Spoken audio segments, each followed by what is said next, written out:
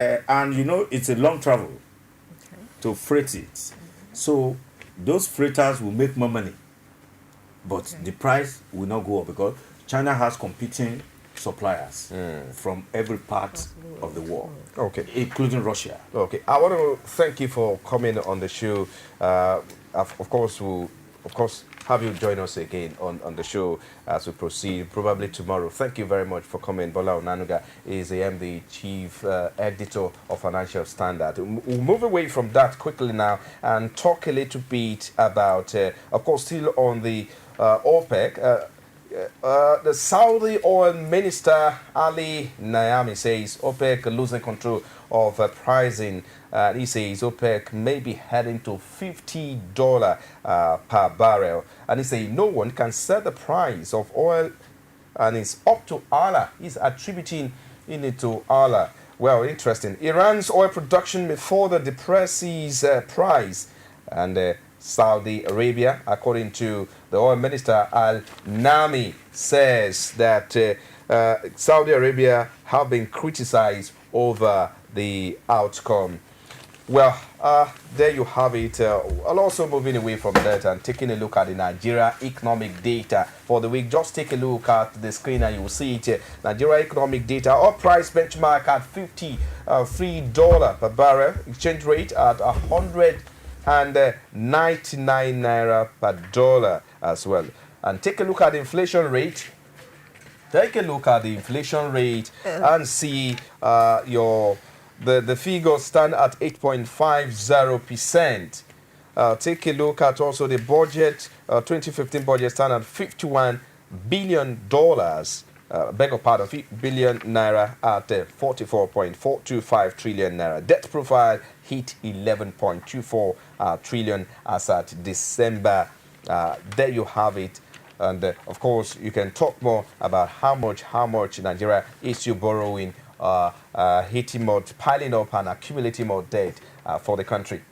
And for the market snapshot, the Nigerian All Shares Index depreciated by 0.14% to close at 34,600.42 basis points. Actually, from the previous day, it has actually been declining, due to investors. Investments, and then yet today performance returned to 0.16%, and 22 stocks advanced against 28 decliners, and the market capitalization closed yesterday by 11.75 trillion. And away from that, we go to the money market, and where Nigerian interbank rate space recorded 0.61%. And of course, that has got to do with banks borrowing from another bank. And although the interest rate 0.61% was quite impressive. Yes, compared of to the course. last time. I think that's talking about the rate at which bank borrows within. It could be within 24 hours borrowing, Yeah. which is called money. It could be 1 month borrowing, or 1 day, or 24 hours, depending on the amount or the terms, rather. But as at yesterday, the offer rate across board went Yeah. up by 0.61% Yeah. as at that yesterday. But we hope that maybe we have more liquidity in the market, and it will begin to really go down.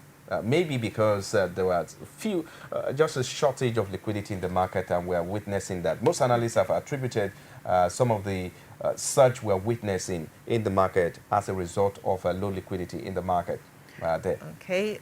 Like he said, the financial market witnessed enough liquidity surge, and away from that, Naira depreciated by 0.39% against the dollar. And then, of course, Naira has been relatively stable at 199 Naira. And then away from that, January till now, our currency lost 6.99%. What do you have to say about that? Well, of course, Naira has lost about that figure since this year. Some analysts have attributed that loss to the fact that the reserve is depleting. Most of the things that we should be doing, we are not doing it, and we have the dollar having more upper hand on Naira. So you expect to see that, except the CBN comes up with a different policy in the next few weeks, because they will be having another meeting after the one they had in February or March or so, and we'll decide what will determine the next phase of the economy. Of course, at that time, we should have a new administration in the country, talking about General Muhammadu Buhari. We hope that things will get better there, but let's be watchful. Well, like the economist Henry Boyu would say, we are treating the naira as if it's we're an orphan. And away from that, the bond market also witnessed a decline in yield, and Nigeria will be selling 60 billion naira sovereign bond on the 13th of May. Well, of course, that's round it up on the market news. We'll take a break down. When we come back, we'll be taking a look at the Nigeria media industry. Why is the industry not making money on some of the media houses that we have around? There seems to be a declining interest or profit in the media industry. We'll take a break now. When we come back, we'll have an analyst in the house. Do join us again.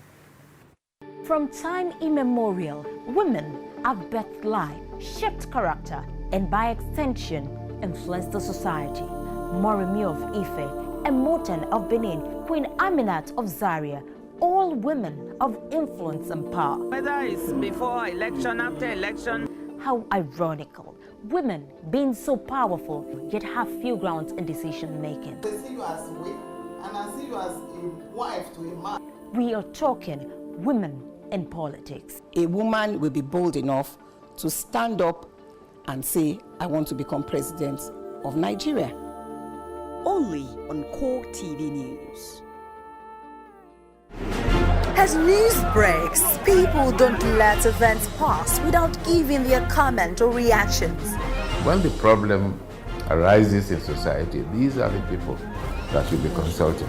To cleanse the corruption in society, we are not to provide information for good life and also security of life and property in this country. The academic society have the loudest voice on this platform. Whether you call it a sovereign national conference or a national conference, it's just about the people of Nigeria. There should be a change in power. In any way they can do it. I think there's a script already. Every Tuesday at 8:45 p.m. on this station. From the Ivory Tower, a must-watch for the learning minds. Some pundits believe that as long as the political system is driven by selected few, corruption may be difficult to fight.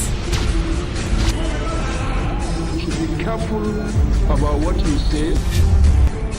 I am not the only politician.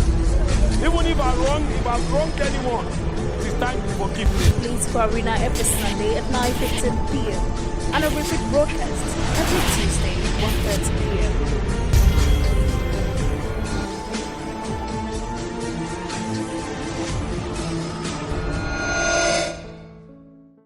Nigerians are expected to seek out the best. 2 words to describe the activity. The Yoruba Unity Forum is to you on Be the first to know. on Core TV News. From the north, south, east, west, and around Africa. Presidential we break the news. Women in Nigeria. Now you can catch all the actions live I wish you as the news breaks. We are Core TV News. Welcome to Core TV Primetime Our News. 24-hour news station.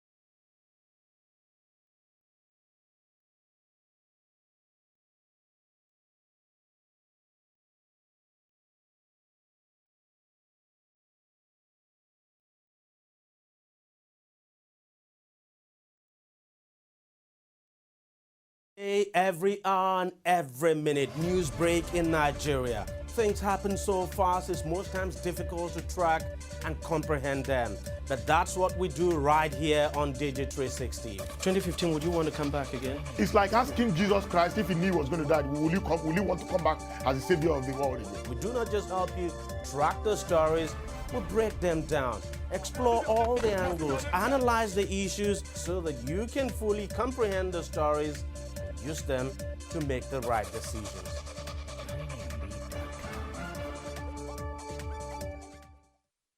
Well, thank you for joining us. It's business and economy. And of course, we'll be taking a look this time around the Nigerian media industry, the declining profit, as it were. And joining us to discuss this is Dr. Olubunmi Aborishade. He is the Associate Professor and Head of Department Mass Communication, UNILAG. Thank you for finding time to join us on the program today. Thank you for coming, sir. Yeah, thank you very much. Yes, sir. But I'm from Afe Babalola University. Oh, I beg your pardon. Afe Babalola University. I'm a doctor and not associate professor, yeah. Oh, okay.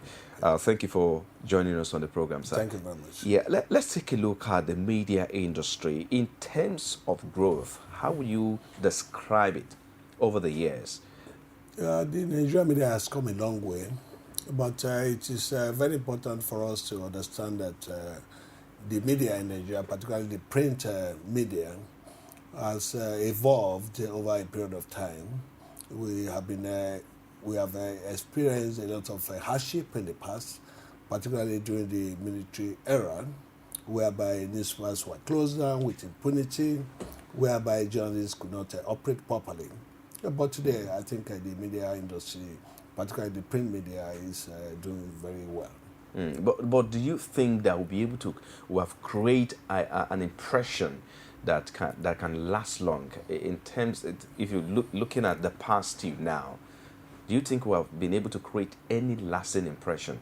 Oh yeah, definitely. I mean, but and what do you think that would be? Yeah, but definitely what will happen to the media industry, like any other industry, will depend on the economy. If the economy is okay, definitely the media industry will thrive. But if there's a problem with the economy, I mean, as we are now, witnessing, definitely there's going to be a downturn in any industry, and the media is not an exception. Okay, but talking about thriving, how much are we really thriving? Are we making money? But because I discovered that there are few, media industry really. We have a lot of them in Nigeria, but I discovered that there are few media houses who are making money. How true is that statement? Yeah, definitely. I mean, most media industries are not making money, particularly, the print industry. The print media, they are not really making money because you cannot survive as a print media on the cover price. Definitely, you cannot. If your paper is selling for, let's say, 150 naira, definitely when you look at what goes into the production of that publication, it's going to be more than that. But most newspapers now survive. I've always survived on advertisement, just like any other country. You cannot rely basically on the cover price. But apart from advertisement, which brings money for the media, how do you think we can inculcate the business aspect into media practicing to begin to generate the profit? Because there is this popular saying that whoever is investing for profit's sake. Yeah, there are so many ventures that newspapers that want to survive now go into. They can decide to go outside the publication of their different newspapers and engage in other businesses that could bring in money. For example, there was a publication in this country at the time, and before the print edition hit the newsstand, they first of all went to some business venture, like setting up a business center to make money to supplement the publication. And also we have the printing of different other publications that are not as money. As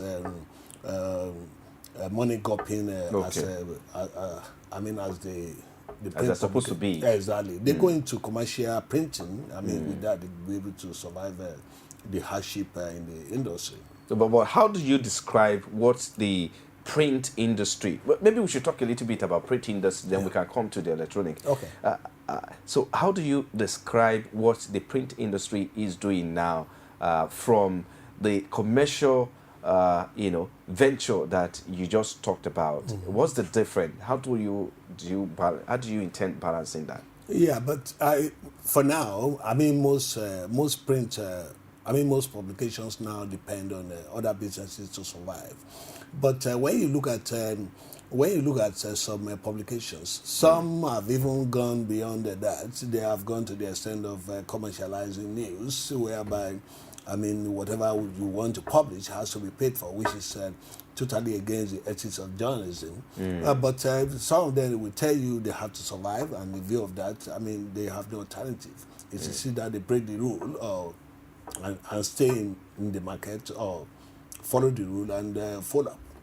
So who is responsible for that rule breaking of ethics of the journalism profession? Yeah, I mean, is it the media owner or the journalists who are on the field who decide to go all out well and break the rules, or the media houses? I mean, definitely the owners will let them know that if you are not making money, you are going to fold up, and definitely journalists have no choice. It's that you break the rule and they make money and retain your job, or you continue to follow the rule and fold up.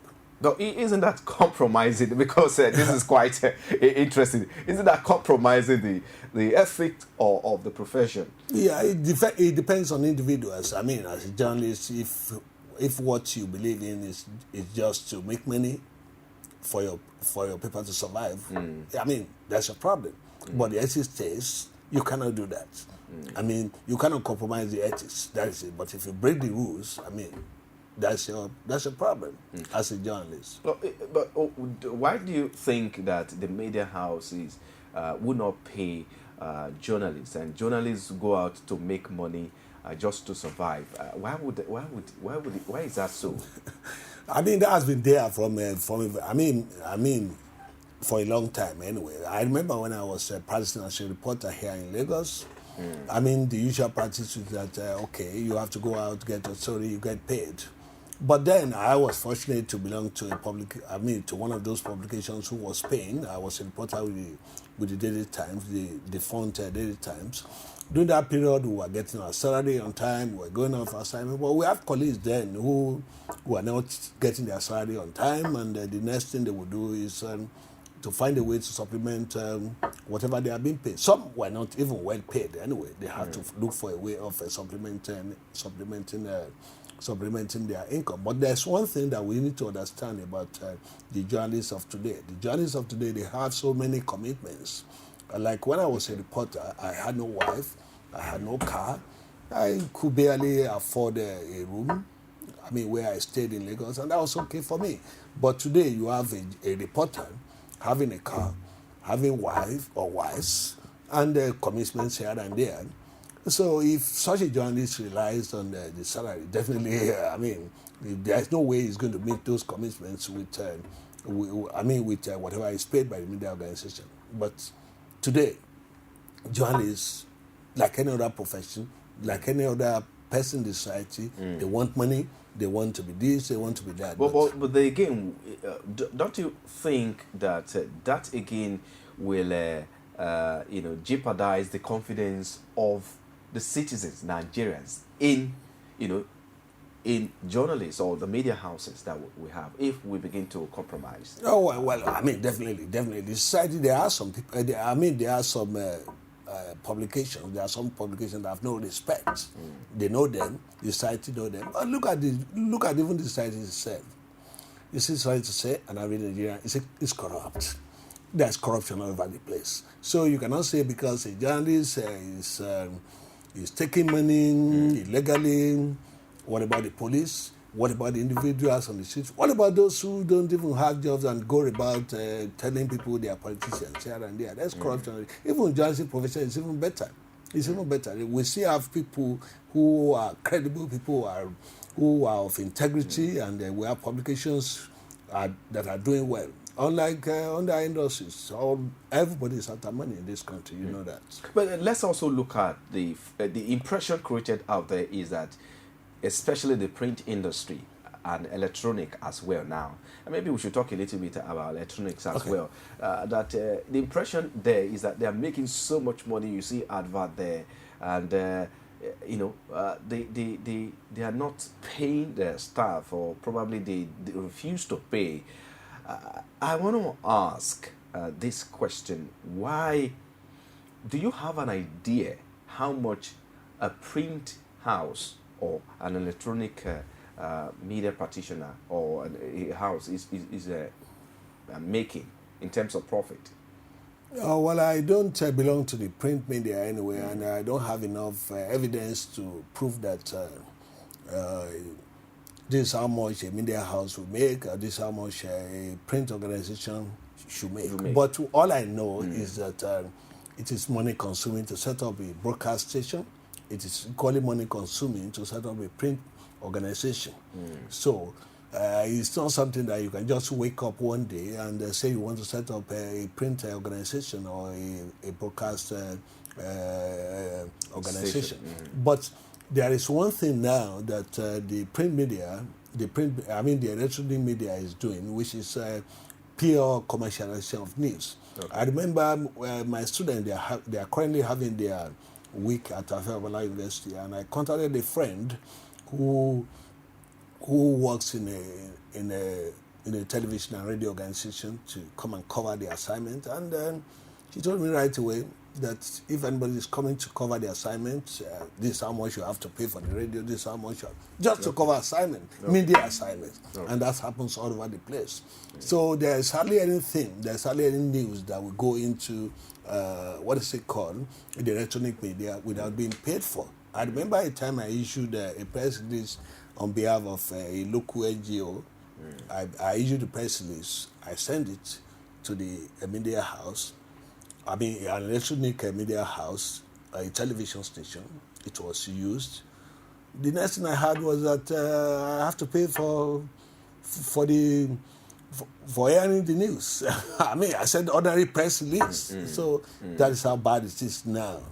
But you may not have to blame them anyway. They have to survive. Okay, maybe just before, because our time is fast approaching, maybe just before we go, who should own a media house? And should you want to go into operating either a print media or an electronic media? What are the procedures you go through in case you're considering an investment in the media?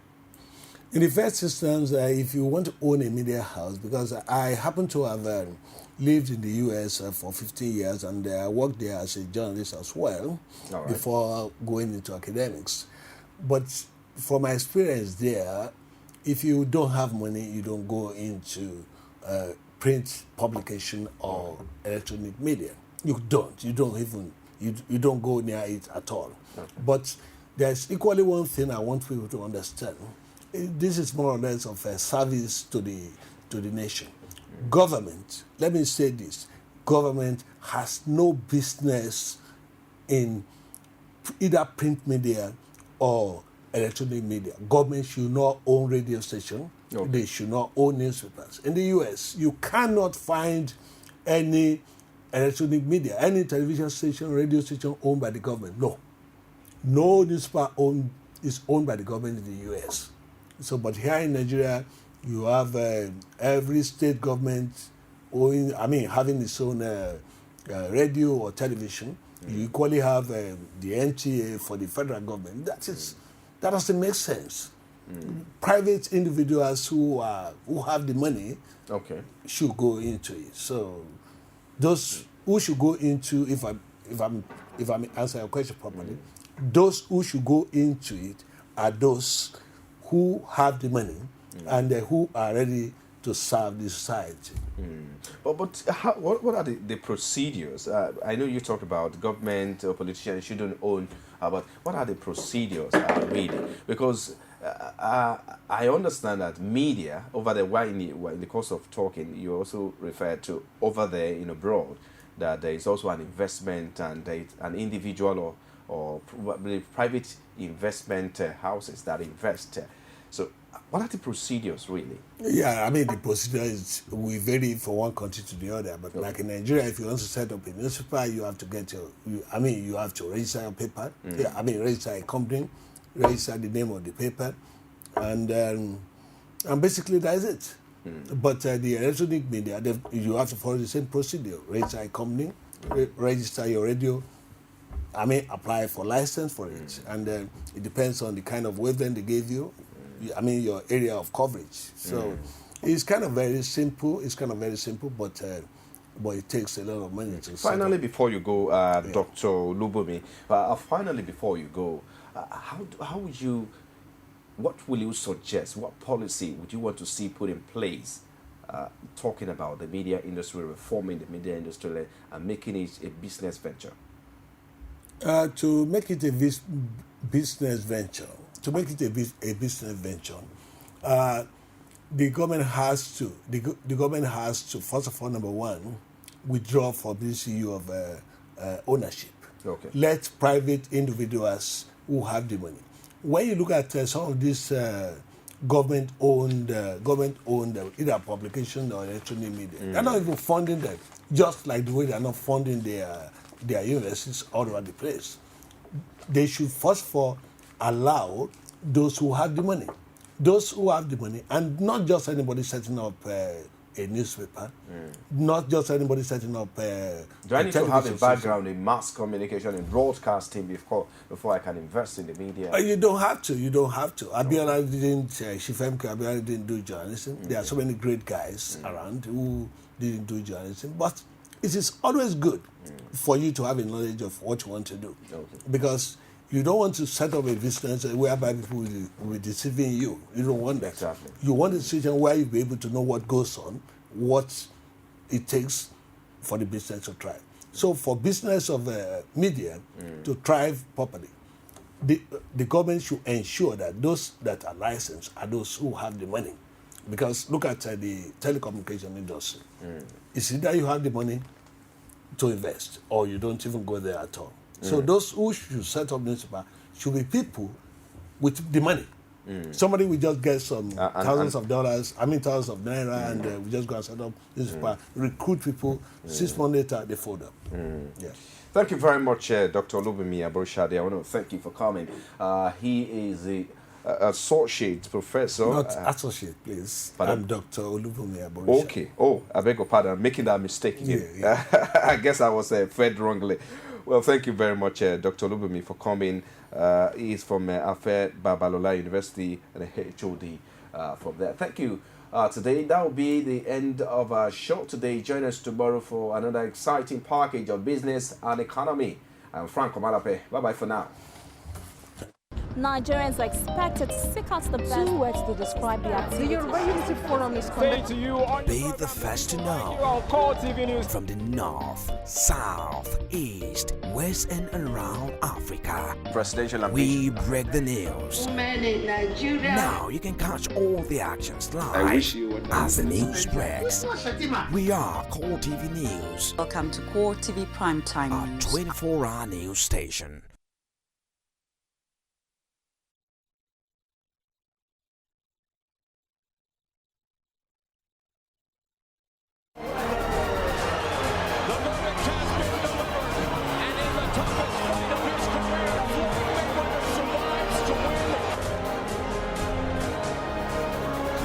Der Torschütze zum zwischenzeitlichen 1:1. Semenike schickt Musa, da ist Ahmed Musa! Und da ist der Ausgleich!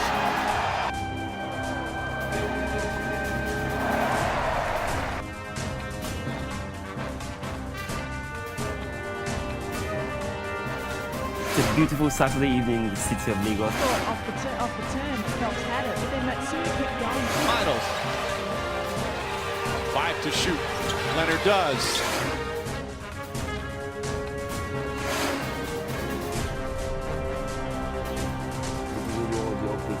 Sports is concerned, and of course, making a difference for all of us here from all our production. I hope one will bless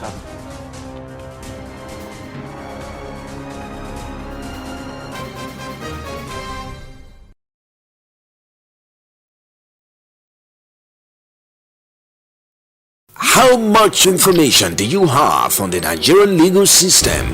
It does not augur well for any country where some certain persons or agencies claim to be above the law. It's not even going to happen. You decide on the military.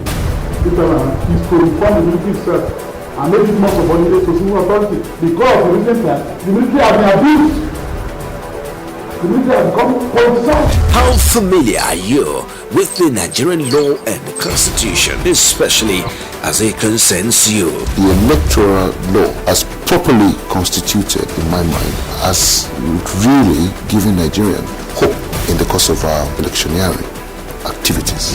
Join us for an in-depth analysis of issues and all the happenings in Nigerian judicial system. Stay updated. Stay informed. This is Judiciary Today. Judiciary Today. Showing at this time on coretv News.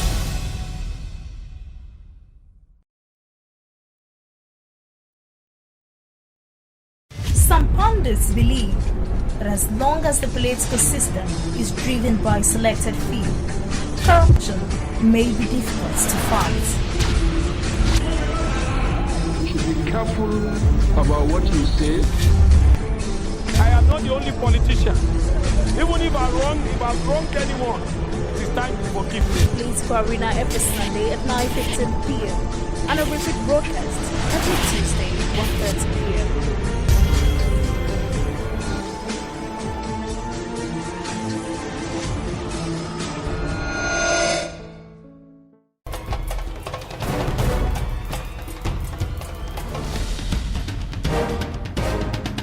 This is what the people are saying.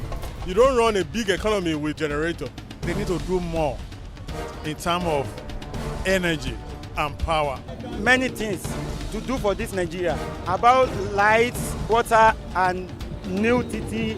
For Nigerians that are not gullible, we know that good laws have done nothing good for this country. Buhari won the election convincingly.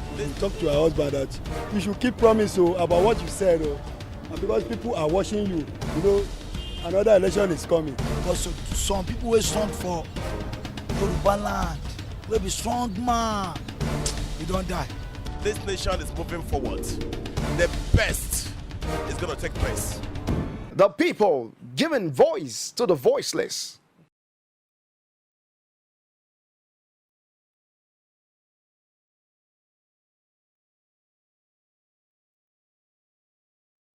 In the world on our website www.coretvnews.com. Click on Live TV on our website and watch us live. And welcome to Core TV Primetime News. To follow us on Twitter, click on Twitter icon on our website. On Facebook, click on the Facebook and YouTube to see all our previous news production. You can also watch us live on YouTube. Click Core TV, leave a space, then news. Core TV News, a 24-hour news station.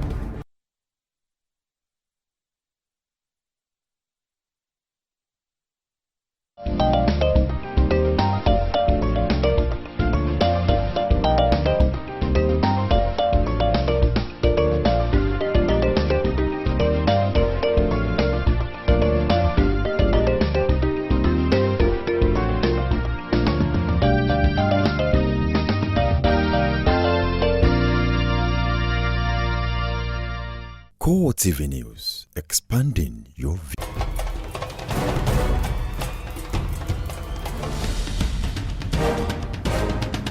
This is what the people are saying. You don't run a big economy with generator. They need to do more in terms of energy and power.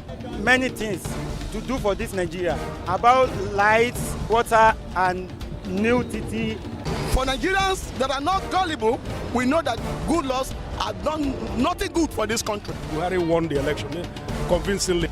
Talk to our husband that you should keep promise about what you said, and because people are watching you, you know, another election is coming.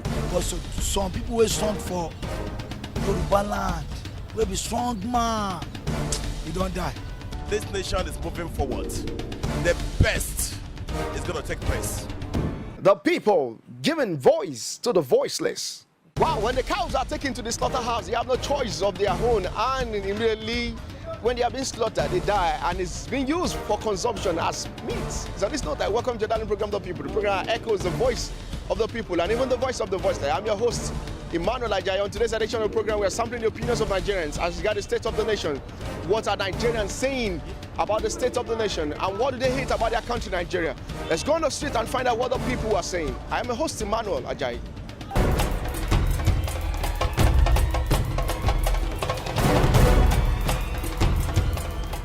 Make God give Buhari power to do this our Nigeria, make it okay. Our people when you get work, make it work come out. So all the people when they thief our money, make it they carry the money, give Buhari, make it people take and do something for Nigeria. Make it like a day, make it work day, or if in a kura, make it person do and get the money. So I get 3 people where they go school now, I know how much they pay. So that the mechanic is there, I don't work. So I don't feel the thief. I don't feel do anything to run the election. So make it this Nigeria go. Make it okay. Since when I even learn work, I begin do no work for me again. And as often as all of us dey for here, see the road now. Now help us see they even they do management with somebody. I made the Nigeria dey okay for us. Make everybody even begin to enjoy. Now be the peace for us. Make we get work. When we get work, everybody no go look eye of somebody to go and eat. I learn mechanic. I have my own driving license to drive. No work. Now all of us just gather here, and no work for us. That's my own state. Nigeria just do okay for us. Ina so Buhari ya inganta tsaro ya kawo ya gyara mana hanya. I want Buhari to repair bad roads. Poverty is too much. I wash my clothes myself. No food, no money. For anything I do for Nigeria, I don't happy. But God will help us. I'm okay for anything for government I do. Make it okay for everybody. Okay. Make it okay for everybody, and yeah, I'm okay. Yeah, for me, I really want to Buhari do something, do a greater thing more than former presidents we have now. Check it. I want Buhari to do change Nigeria to, for example, now let fuel come down because everybody expecting fuel to come down from 87 naira down to 50 naira. It's something for us to check it. So I really want it to be like that. Buhari, if Buhari do something past other persons, so what else? Oh, you are all the same. We are all Nigeria. So everybody vote for him. Also, I vote for him. Every guy better vote for him. Check it. So we expect a good thing for him. This country is still come out good because I see everything say after we bury and now everything go dey okay. Now, first of all, our fuel may come down. So and everything we dey up, may everything come down. According to the fuel concern, what is the any other solution where we think that, or else this our president we want now? We just want, so far as he say that everything will be in 40 naira in per liter. I want make him continue do that. When you do that, everybody go supporting. That is what I want. 150 per liter is too much. They want the fuel to go to either 15 naira per liter or 14 naira per liter. What we want Buhari to do for us in this country is road, our road, especially the Alagbole road. The road is very bad. and lights, also electricity, to try and provide us good electricity and good education for our children, because not everybody that can afford private school. So they should try and please help us with good education. Incoming government, what we need from him, there's a lot of things. As we know, some things are going wrong. So first, our refinery is most important. To build our refinery, even to build more. As we said, we have 4 before, which is not working. But we need more. That's first point. Second point is electricity. Electricity is most important in this country, because electricity, if our electricity is stable, it will generate a lot of employment. As Buhari, as a president now, I need Buhari to decorate our country, to give our country opportunity. Each person that are living in that country, he have to guess it's all right in order to do something which is benefit for him.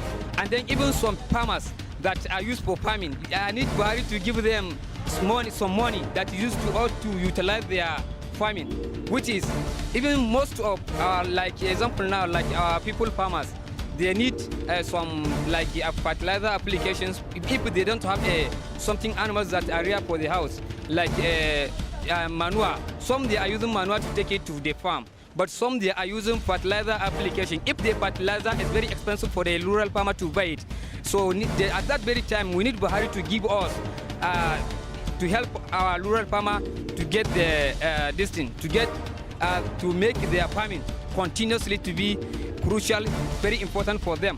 Corruption is the most important thing that Nigeria has to do away with before any other things. That is what I hate in this country, that is corruption.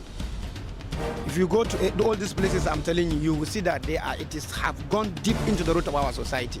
And unless by God intervention, then it is going to wipe away. That is the only thing, corruption everywhere. In the market you see corruption. Along the road you see corruption. Police station you see corruption. When you go to Nepal you see corruption. Look at it in Nepal now. The people will come and close their eyes and bill you for nothing. They don't even care about to go and read their meter. They don't care about the meter. Now they only close their eyes and give you meter and give you reading and just tell you that you consume 7,000, 100 and something thousand naira. All just like that. And the government is just looking at them. They are not doing anything.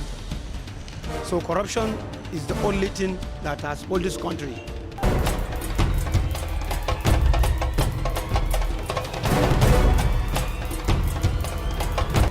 The truth, if you are in that post, you need to at least you need to be accountable to what you are doing. You need to be a man of integrity. You need to be wise. You need to be an intelligent person. So it's a very nice development. You see, on the issue of declaration of assets by General Muhammadu Buhari, it's a welcome development because this is a democratic system of government. The slaves from running away. This is a picture of gagged slaves. This is a replica of the slave ship that took the slaves to foreign lands. And this is an overview of a shipload of slaves. In this awkward position, the slaves sailed away from home, and through this beach, the slaves are taken to foreign lands, and today the beach serves as a tourist attraction. The beaches also attract lovers of nature who find it soothing to spend their vacation in Badagry.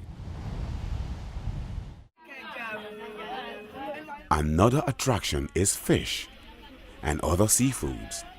It is in Badagry that you get them relatively affordable and fresh. The Badagry people are also a major attraction. They welcome visitors and are ready to share their historic beginnings and culture with the world.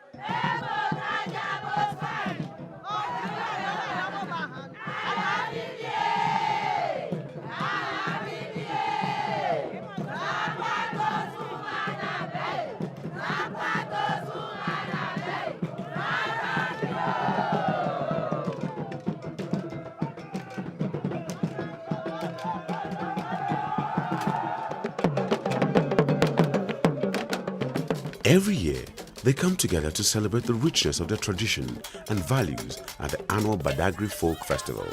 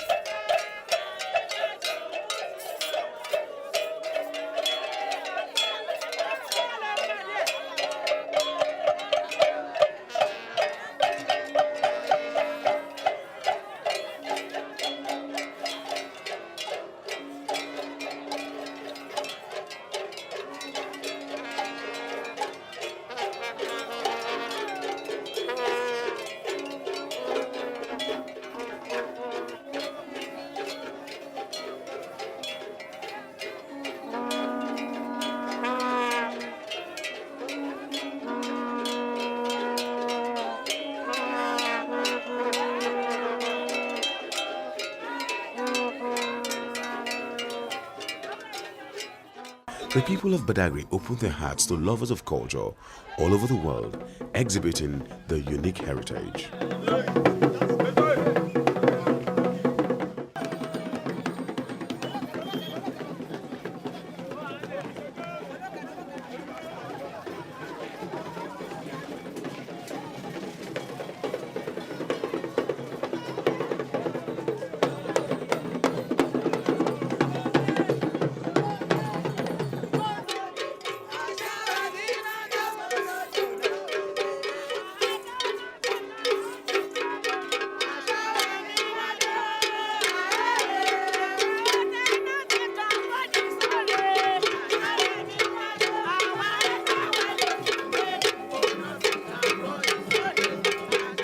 The Badagry Folk Festival, it started first as Ogu Cultural Festival.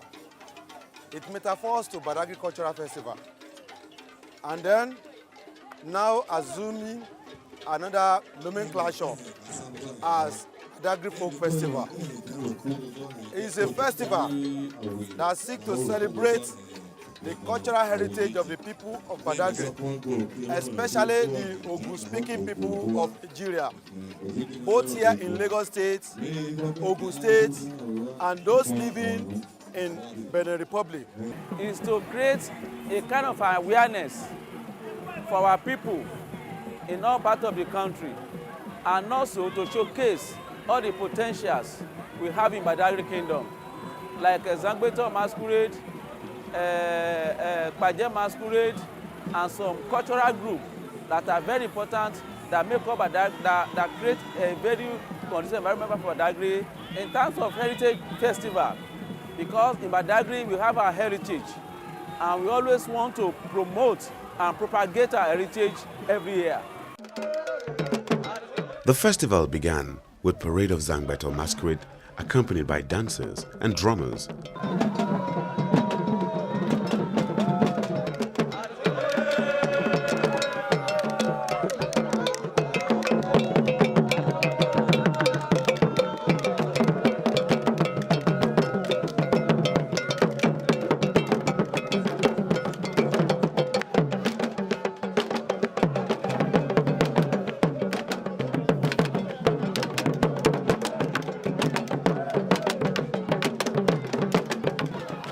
Masquerade is believed to represent the ancestral spirit which brings security and peace to the kingdom.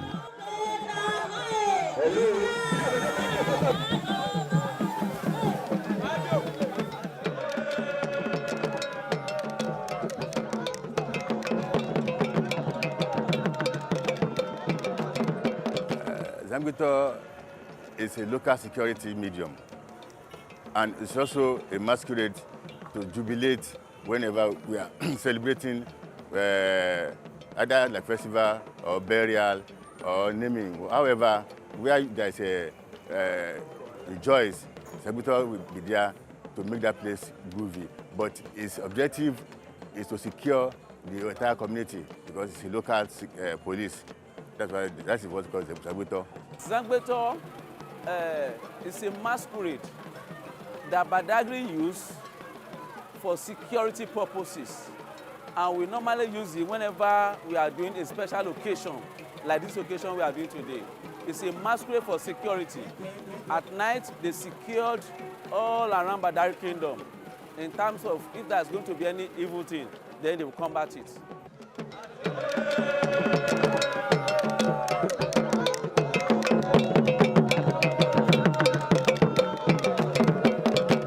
Zangbeto masquerade is the court, represent the court of the people.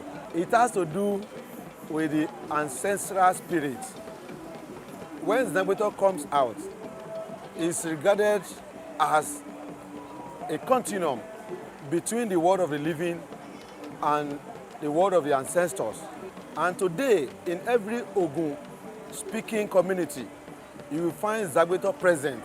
And it's in contemporary Ogun speaking community, Zangbeto has now become a catalyst for peace and security in all communities of Ogun speaking people in Nigeria and beyond. Its significance is more than just the functional aspect of it, that is the ceremonial aspect of it.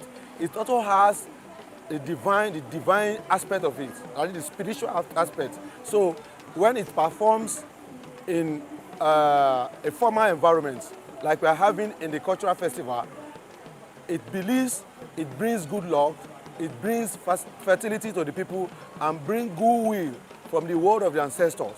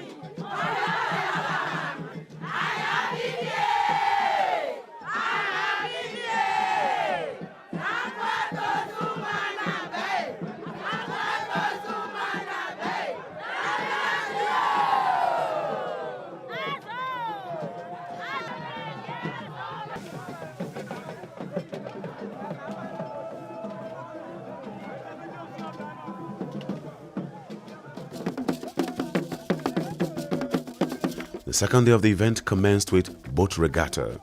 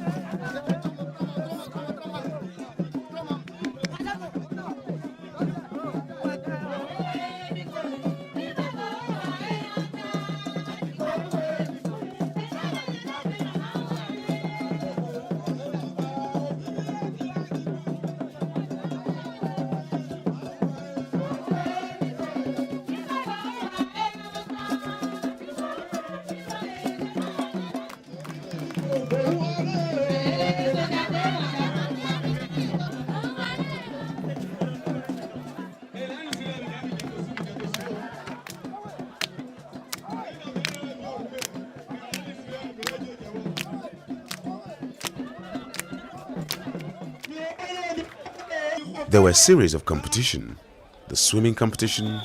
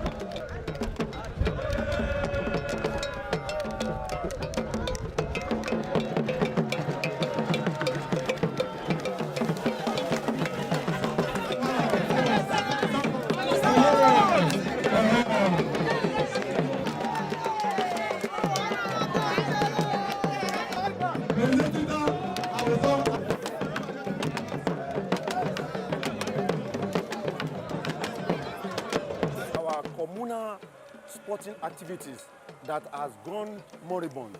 You see, we believe that there are talents in the remote villages.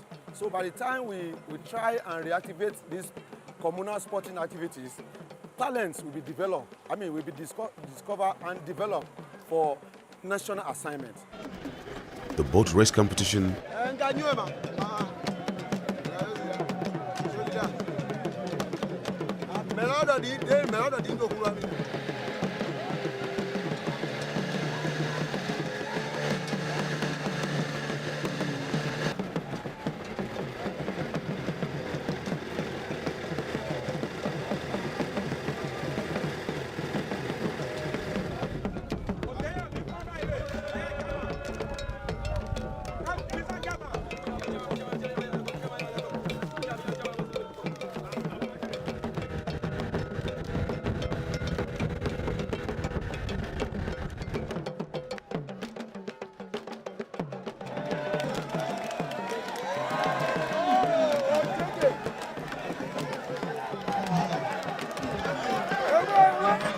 the fishing competition.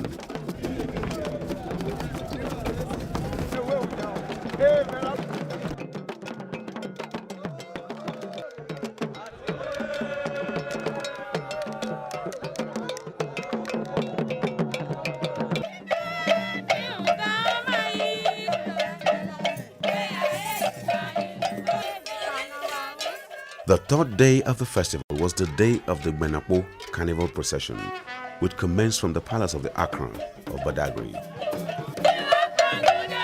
The Akran was accompanied by women and chiefs.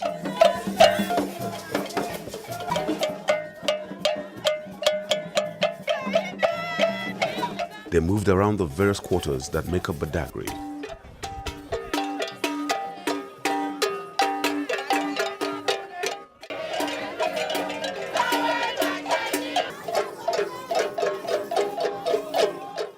Royal means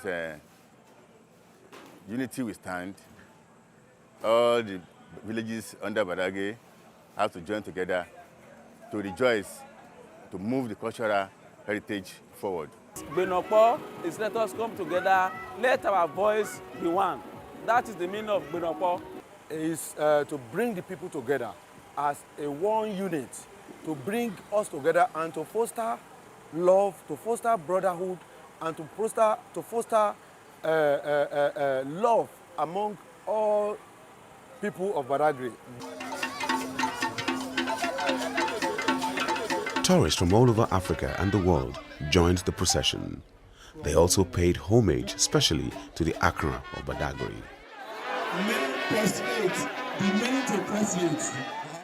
People have been very hospitable everywhere we go. We've had people come up to us and say, "We're glad you're here."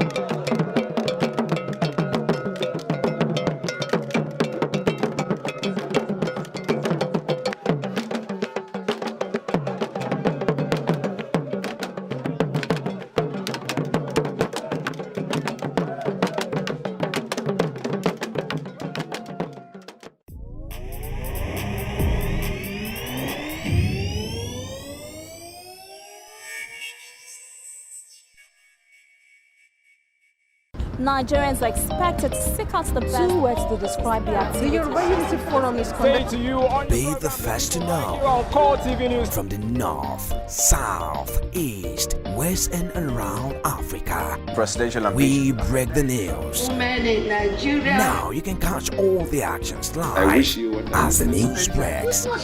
We are coretv News. Welcome to coretv Primetime Our News. 24-hour news station. Welcome to 100 Years in 100 Words.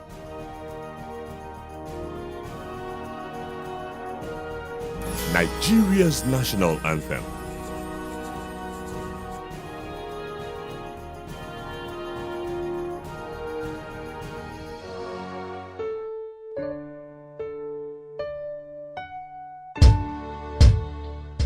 After Nigeria's independence in 1960, there was a need to identify the country with an anthem that will stand as an identity for the country anywhere in the world.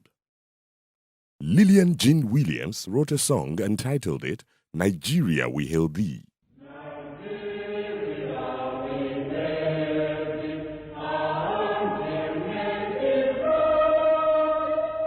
With music composed by Frances Benda. Both were British. The anthem became a household song chanted by old and young, gained international prominence until the Civil War of 1967 through 1970, when the Biafra attempted to secede. To tackle, that is the issue of payment of salaries at the state level. At state level and federal level. The governors expressed their willingness to work with the incoming president, but also want him to carry them along. They are also worried about the unity of the country, which they say is paramount in ensuring a prosperous nation. So your greatest partners in this movement are the governors of the various states. I would kindly request that we should be carried along in major decision making. And I'm happy our national chairman is here listening. That we should be carried along in major decision making. And so we can contribute the feelings of our people from the various states. For his part, the president-elect says his first priority is the unity of the country. He also promised to come up with ideas that will improve the economy. Gentlemen, we really deserve cooperative with the answer that we are here. And we emphasize the problem ahead of us. We have to continue to seek the support of understanding of our constituency so that they will give us the chance. TV News, Abuja. A double amputee is embarking on a trek from Kaduna to Abuja to meet with President-elect Muhammadu Buhari. Musa Ibrahim told coretv News shortly after takeoff that he decided on the long trek to draw attention to the plight of physically challenged Nigerians. Amina Nebi has more in this report presented from our studio. This man is trekking from Kaduna to Abuja, just like Sulaiman Kashimu, who recently spent 19 days working from Lagos to Abuja. But unlike the Lagos trekker, 30-year-old Musa Muhammad is a double amputee. He has opted to trek to Abuja from Kaduna to deliver a message to the president-elect on the need to consider physically challenged persons for political appointment. We want you to deliver this letter to our humble president-elect, congratulating him on his new position. He also hopes that incoming government will do better than the outgoing one in the area of employment for disabled persons. I'm trying to appreciate what Allah has done for us by giving us a new set of government from the state up to the national level, for giving us Nasir El-Rufai as Kaduna State Governor-elect and President-elect as Muhammadu Buhari. Asked how he hopes to cope during the exercise, Musa had this to say. President-elect has made a promise to eradicate corruption and stabilize the economy, but it can only succeed if we support him. He plans to get to Abuja in 5 days and hopefully have a one-on-one section with the President-elect Muhammadu Buhari on a plight of physically challenged Nigerians. President Goodluck Jonathan is to commission the multi-billion naira Umar Musa Yaradua Expressway, otherwise known as Airport Road, and the Murtala Mohammed Expressway Kubwa on Thursday. Federal Capital Territory Minister Bala Mohammed, who disclosed this, said this would showcase the transformation agenda of the federal government. The minister revealed that the commissioning is to take place at Nube Interchange along the Umar Musa Yaradua Expressway. He added that President Jonathan also plans to inspect the ongoing Abuja Light Rail project. Lagos State Governor Babatunde Fashola says his administration will continue to explore ways of providing homegrown solutions to developmental challenges.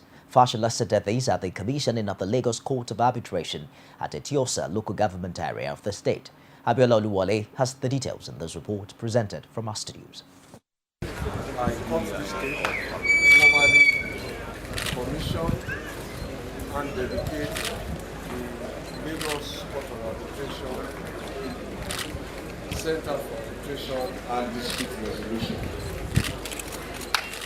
The Court of Arbitration Center, according to Governor Fashola, will provide a neutral alternative dispute resolution arising from commercial activities in the state and West African sub-region.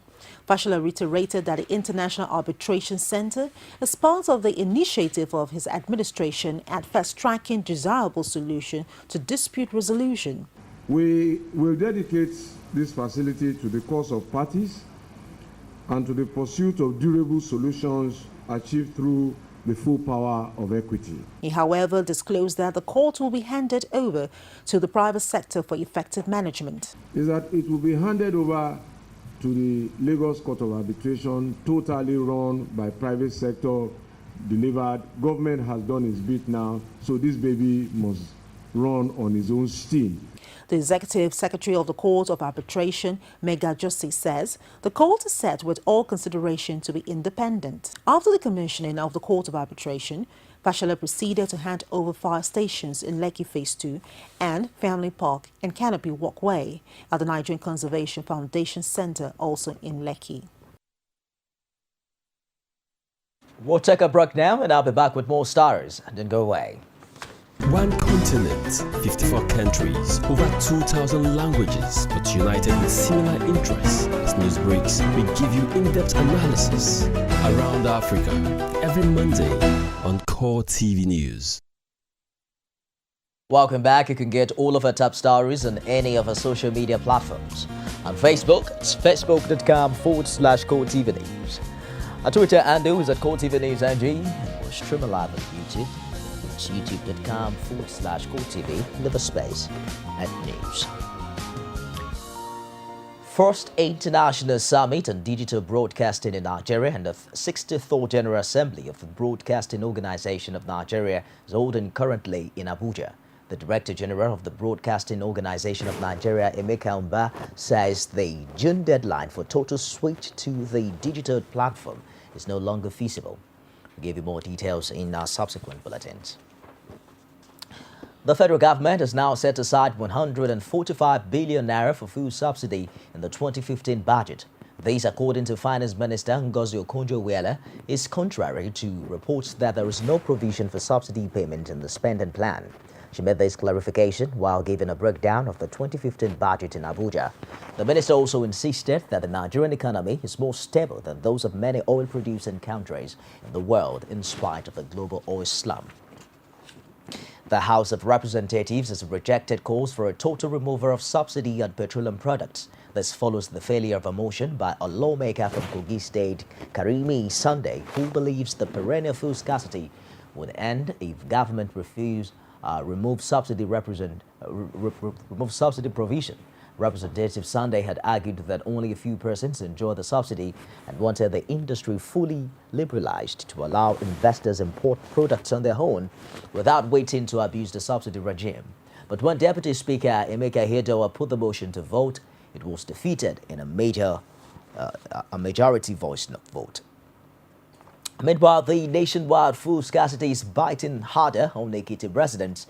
Despite the fund released by the federal government, retail marketers in Ekiti State says the impact of these cannot be felt as the problem of scarcity may linger further than expected.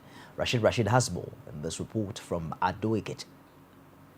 The current situation of fuel scarcity witnessed across the country has not exempted Ado Ekiti. Long queues are noticeable at major fuel stations as residents strive to get the scarce commodity, and in the event of not being able to buy at the pump, they will resort to the mercy of black market sellers who cash in on the situation to make bumper sales. The people did not hide their displeasure at the situation as they frantically asked for the government's intervention. It hasn't been that easy.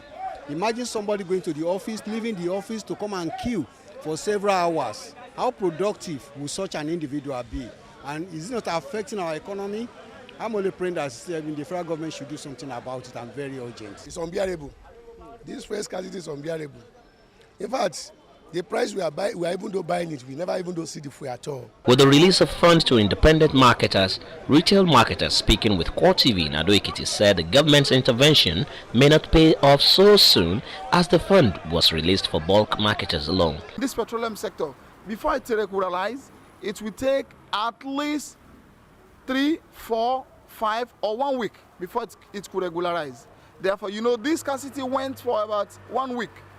Before things can take back to shape, we should be expecting at least 2 weeks. With the fuel scarcity lingering on, it is hoped that the situation will come to an end in earnest as Nigerians bear the brunt the most. Rashid, Core TV News, Ado Ekiti.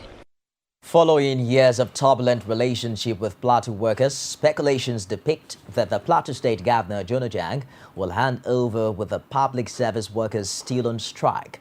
This assertion becomes obvious as the organized labor unions in the state have embarked on an indefinite strike now to push home their demands for salary payment and minimum wage, amongst others. The heads of the Nigeria Labour Congress, the Nigerian Union of Teachers and the National Union of Local Government Employees all bear their minds in total support of the ongoing industrial action. Our Plateau State correspondent has more in this report.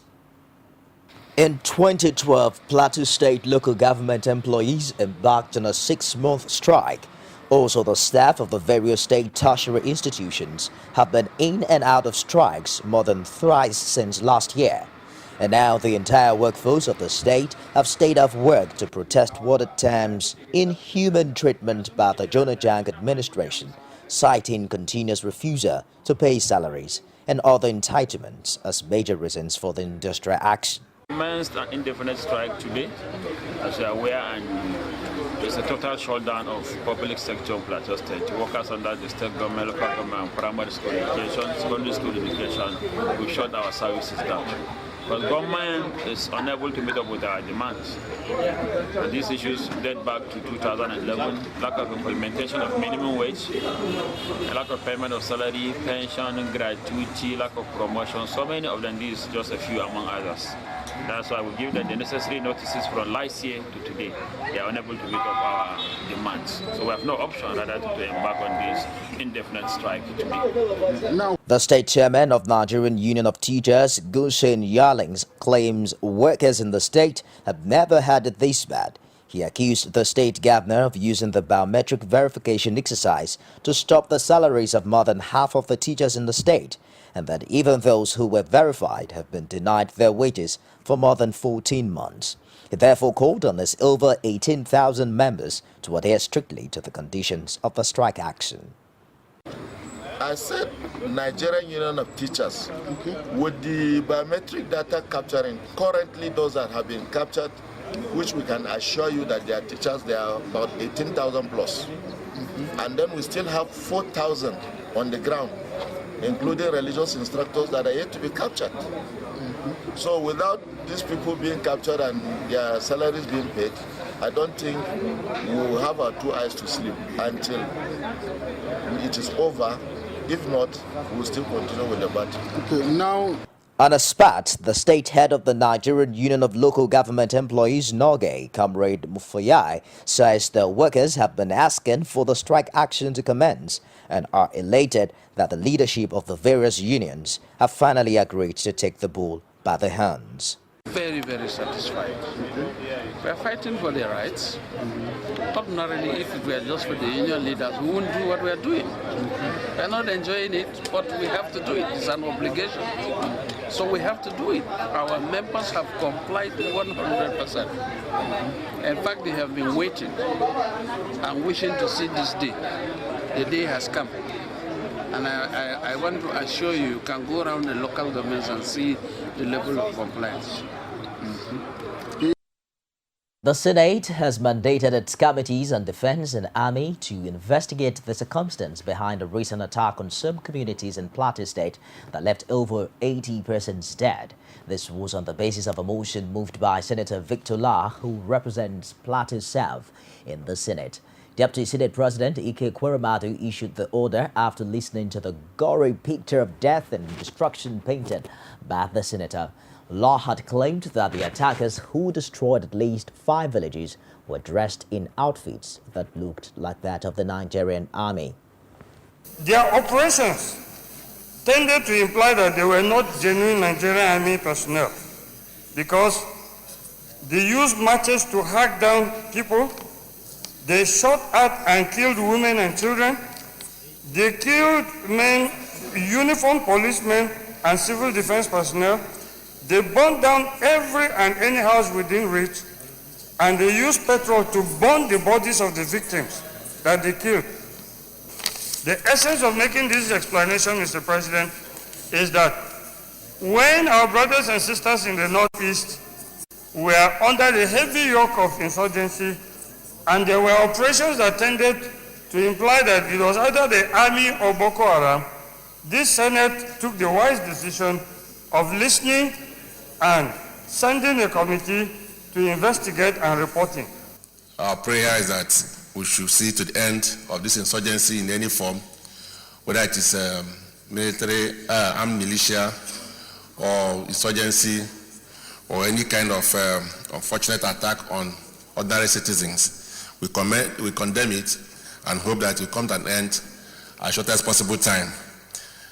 Since we are not sure whether this operation came from the armed forces or insurgents or armed militia, let me quickly suggest that the Committee on Defense should contact the Military High Command to verify the identity of those who carried out this attack. The All Progressives Congress Party may be heading for a brick wall a few weeks before it takes over the mantle of leadership if it fails to consider equitable distribution in its choice of appointment among the 6 geopolitical zones that make up Nigeria. A group from the South-South Equity Forum at the media's briefing in Benin has called on the President-elect Muhammadu Buhari to reflect federal character of Nigeria and the need to promote national unity in line with the 1999 Constitution. Our correspondent has more on this update from Benin. Addressing newsmen, the group, through its spokesman Harrison Omagbon, says the speakership position be ceded to the South-South region. He said for equity's sake and for the continued adherence to the federal character principle, the position should be for the South-South. The Southwest and Northwest already have the position of President and Vice President respectively. It is only fair and just, and as a matter of necessity, if the Senate presidency goes to either the Northeast or North Central. The speakership should go to the South-South.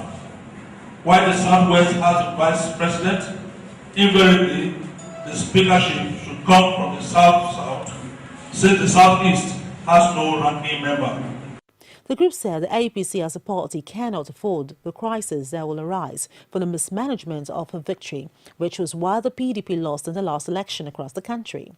The group, which had its representatives mainly from Edo State, had no single coordinator from the state in the South-South in attendance, which claimed, just as the appeal to the president-elect, the leadership of the APC to be on the side of the fair play, equity and justice.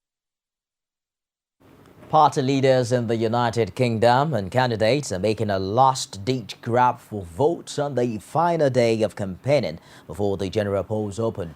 Prime Minister David Cameron says the country was stronger than it was 5 years ago, but there was more to do. Ed Miliband urged people to vote to reward hard work in the country again, while Nick Clegg says the Lib Dems would offer stability and decency. Polls suggest no party will win enough seats for an outright majority. Reports say the politicians, pollsters and the media were struggling to read the election, leading many to focus on what might happen if there is an uncertain result. The main party leaders have been crisscrossing the country in their buses as they attempt to drum up support ahead Thursday's poll. After starting the day in South Wales, Cameroon is heading to Northwest England, Scotland and Midlands, while Miliband is visiting Conservative-held marginal seats in the north of England. Clegg Sosetta from Land's End on Tuesday is heading to John O'Groats through Scottish constituencies. His party is open to retain. And that wraps it this hour on coretv News. Do join us again at the top of the hour for more stories. I am Nifemi Oguntoye. Thanks for being there.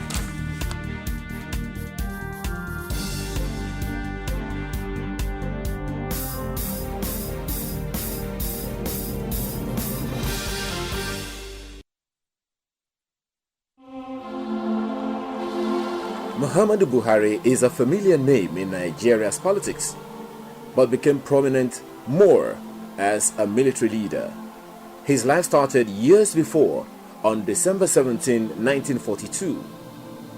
Buhari is a native of Dora in Katsina State, raised by his mother after his father died when he was about 4 years old. In December 1989, Buhari married his second and current wife, Aisha. The marriage produced 5 children. Buhari joined the Nigerian Army in 1961 through the Nigerian Military Training College, now Nigerian Defense Academy, NDA, in Kaduna, and rose through the ranks serving in various capacities and attending courses both in the United Kingdom and India. He was also made Military Secretary, Army Headquarters, and was a member of the Supreme Military Council between 1978 and 1979. At the rank of Colonel, Buhari was part of the class of 1980 that attended the U.S. Army War College in Carlisle, Pennsylvania, United States of America, and gained a master's degree in strategic studies. In 1983, Major General Buhari and Major General Tunde Idiagbon were selected to lead the country by middle and high-ranking military officers after a successful military coup d'etat that overthrew Second Republic civilian President Shehu Shagari in December of that year. In 1985, Buhari was himself overthrown in a coup led by General Ibrahim Babangida on August 27, and other members of the ruling Supreme Military Council SMC, ostensibly because he insisted on investigating allegations of fraudulent award of contracts in the Ministry of Defense. Buhari served as the chairman of the Petroleum Trust Fund (PTF), a body created by the government of General Sani Abacha and funded from the revenue generated by the increase in price of petroleum products to pursue developmental projects around the country. Now a converted Democrat, Buhari contested the presidential election as a candidate of the All Nigeria People's Party in 2003. On the 18th of December 2006, General Buhari was nominated as the consensus candidate of the All Nigeria People's Party. His main challenger in the 2007 April polls was the ruling People's Democratic Party PDP's Umaru Yar'Adua, who is also from the same state, Katsina, and he lost. In March 2010, Buhari left the ANPP for the Congress for Progressive Change (CPC), a party he had helped to found. Buhari was the presidential candidate of the Congress for Progressive Change (CPC) in the 16th of April 2011 general election, running against incumbent President Goodluck Jonathan of the People's Democratic Party (PDP), Malam Nuhu Ribadu of the Action Congress of Nigeria, and Ibrahim Shekarau of ANPP. They were the major contenders among 20 contestants. Buhari won 12,214,853 votes, coming second to the incumbent President Goodluck Jonathan of the PDP, who polled 22,495,187 votes and was declared winner. General Muhammadu Buhari ran in the 2015 presidential election as a candidate of the All Progressives Congress. In February 2015, former Nigerian President Olusegun Obasanjo quit the ruling PDP and threw his support behind the Buhari-Osinbajo ticket. Having made several efforts before now, the 2015 presidential election is General Muhammadu Buhari's fourth attempt for the #1 citizenship of the Federal Republic of Nigeria. It is also the first time a sitting president was unsure of re-election and thus goes down in history as the nation's most keenly contested election so far. After several months of rigorous campaign travels across Nigeria and certain key nations of the world, after ceaseless uncertainties about the election, and having survived several attacks both at his person and eligibility, General Muhammadu Buhari, Grand Commander of the Federal Republic, GCFR, has been declared winner of the 5th general election in Nigeria's 4th Republic. By this declaration of the Independent National Electoral Commission, INEC, General Buhari becomes the second military general and former head of state in Nigeria to be elected as president in a democratic Nigeria.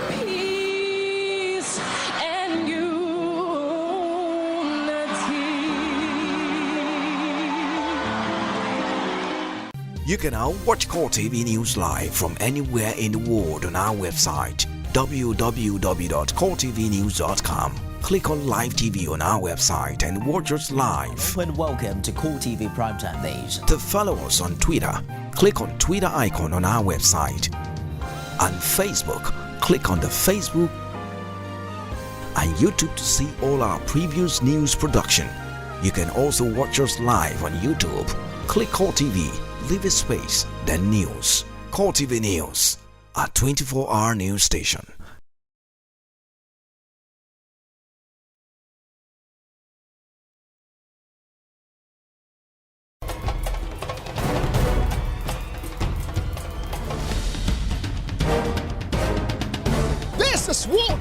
people are saying. You don't run a big economy with generator. They need to do more in terms of energy and power. Many things to do for this Nigeria about lights, water, and new TT. For Nigerians that are not gullible, we know that good laws have done nothing good for this country. Buhari won the election convincingly. Talk to our husband that you should keep promise about what you said, and because people are watching you, you know, another election is coming. Because some people will stand for Yoruba land, will be strong man, we don't die. This nation is moving forward. The best is going to take place. The people giving voice to the voiceless.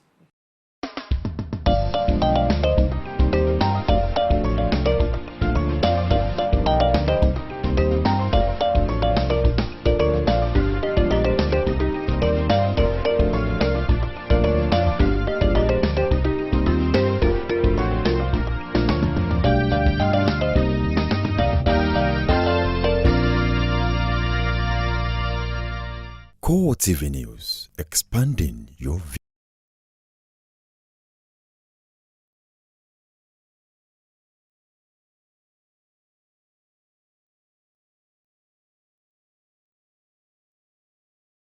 From time immemorial, women have birthed life, shaped character, and by extension, influenced the society. Moremi of Ife, Emoten of Benin, Queen Aminat of Zaria, all women of influence and power. Whether it's before election, after election. How ironical. Women being so powerful, yet have few grounds in decision making. They see you as a wife, and I see you as a wife to a man. We are talking women in politics. A woman will be bold enough to stand up and say, I want to become president of Nigeria. Only on coretv News. As news breaks, people don't let events pass without giving their comment or reactions. When the problem arises in society, these are the people that should be consulted. To cleanse the corruption in society, we are not to provide information for good life and also security of life and property in this country. The academic society have the loudest voice on this platform. Whether you call it a sovereign national conference or a national conference, it's just about the people of Nigeria. There should be a change in power. In any way they can do it. I think there's a script already. Every Tuesday at 8:45 p.m. on this station. From the Ivory Tower, a must-watch for the learning minds. One continent, 54 countries, over 2,000 languages, but united with similar interests. As news breaks, we give you in-depth analysis around Africa every Monday on coretv News.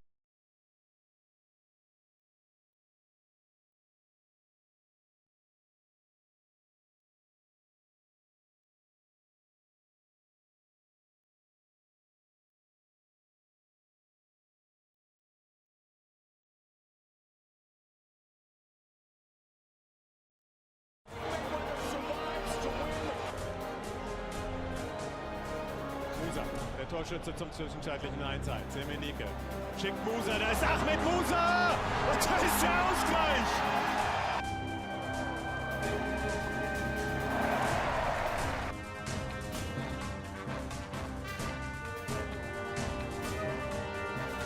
It's a beautiful Saturday evening in the city of Lagos. Off the turn, Phelps had it, but then Matsui kept going. Finals.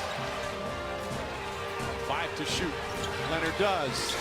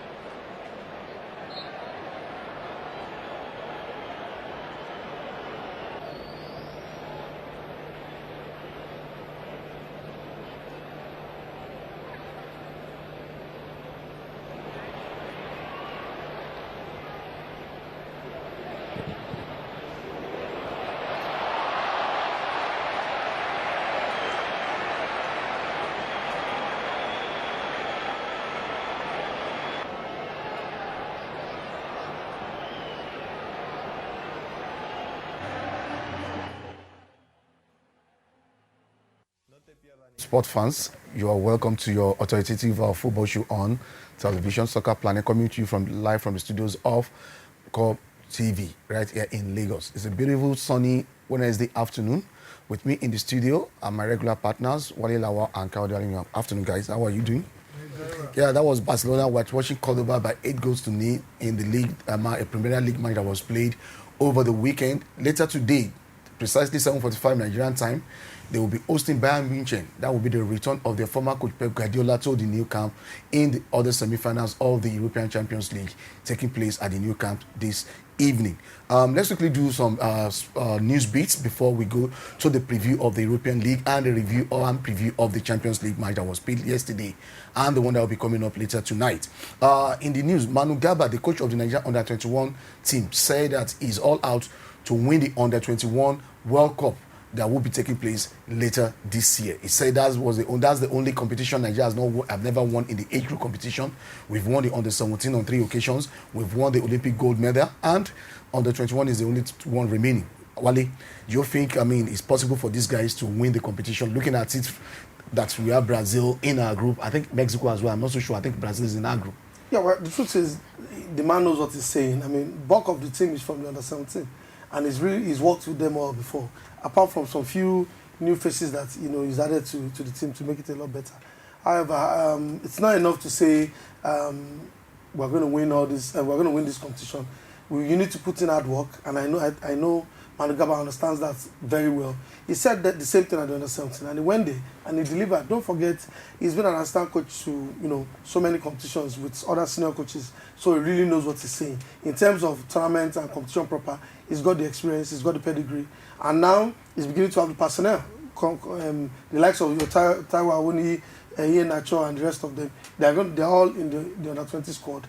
And then some few new players that will make the team a lot better from what we saw in the Under-17. He went further to say that the likes of Ian Nacho promise that will be coming in, they will have to fight for a place in the team that already said with or without them, he's sure he can win the competition. Well, we have not seen much from Ian Nacho in recent time. We don't know if he's still in form, if he can still bite. But from the news that we've been listening to from Man City, I think he has been doing so well. He scored against is it not Chelsea? Yeah, the Under-21. They lost the game though, but at least they performed wonderfully well. My problem now with them in Germany is this: Nike has not been able to deliver the kits. They would do that before the condition comments. They should not distract them. They should do everything possible to make them comfortable and focused. Yeah. I think Nike should do that before the competition. It's that one is left for the NFF to do. The NFF should put the house in order. Exactly. Kaude, yesterday was the 4th year anniversary of the demise of former Nigerian goal poacher Rashidi Yekini. A sad loss to the nation. During his time, probably I don't think it's really going to take a long while before Nigeria will be able to get another striker of Rashidi quality, dedication, and what have you. And he died in a very, very unfortunate circumstance. Well, he's still irreplaceable in our hearts and in the hearts of so many Nigerians. Since he left the national team, there has never been anybody that plays so close, any striker that has been so close to his performance. Yeah, so consistent. So very, very consistent. Dedicated to his national team, to his fatherland. Oh, I just wish the family that God should just give them the fortitude. Just to bear the loss. Yeah, still staying in the local league. The rescheduled game between Shooting Stars, one of Rashidi Yekini former teams, will be taking place later today at the Adamasigba Township Stadium in Ibadan between Shooting Stars and Kano Pillars. The game was rescheduled because of Kano Pillars' involvement in the continental competition, and we're expecting to get a full house because those are two teams that when they play at home, crowd do come in, and with the Adamasigba is very, very, it's just, let me say, the stadium itself is boundary with Sabo, where you normally have the bulk of the people from the north where they reside. We should expect a full house from that. We're witnessing that game. Let's quickly go on a break, and when we come back, we're going to do European League preview, and also we'll review the match that will be coming up later tonight between Bayern Munich and FC Barcelona. Stay tuned. Et le coup franc. pour Alexis Sanchez. C'est parti pour Alexis Sanchez, ça a été touché, c'est dévié, c'est au fond. Arsenal prend l'avantage grâce à son buteur, son meilleur joueur, Alexis Sanchez. 1-0. Sur un gros début de match, Alexis Sanchez récompensé par un ballon dévié. Et oui, c'est Dawson. Dawson qui soulève ce ballon et ça laisse Harper sans aucune réaction. Aussi parce qu'il me semble qu'il y a tellement de monde devant lui, plusieurs rideaux. Cazorla, un long ballon pour Aaron Ramsey. 2-0. Contré Dévié encore aussi. une fois. Et le 2-0 pour Arsenal. C'est du 100%. 100% de réussite pour les Gunners. Et on notera au passage l'exceptionnelle ouverture de Santi Cazorla pour Ramsey, qui était sur une jambe il y a quelques minutes et qui a quand même marqué. Ouais, il part de loin, excellent appel, il contrôle bien son ballon. Et là, il a quand même de la réussite parce que on a vraiment l'impression qu'il est contré. Son ballon a fait un drôle de bruit d'ailleurs. C'est Brady qui était revenu au contre. Alors, elle passe où? Entre les jambes? Non. Sous le... Elle est touchée par les deux jambes de Brady. C'est sanction des Gunners. Courageux Hull qui a essayé dans ces dernières minutes d'attaquer un peu dans tous les sens. Mais alors avec quelle sanction? Regardez, dès que le ballon est perdu, ça part à 2000 à l'heure. Et puis regardez d'où il va venir. Sanchez appelle de très très loin. Dans le dos de Dawson qui n'avance pas évidemment comme toujours. Et puis bon, Sanchez, il faut regarder sous cet angle là, ça va être beaucoup plus impressionnant. L'appel derrière Dawson et puis surtout tout à l'heure il a piqué. Cette fois-ci il fixe Harper. Il se doute qu'Harper peut escompter un nouveau piqué et cette fois-ci il le contourne. Vraiment du très très beau travail. Sur Laurent Koscielny, ce qui est sûr c'est que ce but est accordé. Et on parlait d'un malentendu, le voici peut-être. C'est exactement ce que j'appelle un malentendu parce que, à mon avis, il y a faute sur Koscielny. Regardez l'engagement bien excessif, bien sûr, de Mailer. Et puis, il y a hors-jeu, mais pas du buteur. Donc ça, à la limite, là, on va pas chipoter là-dessus.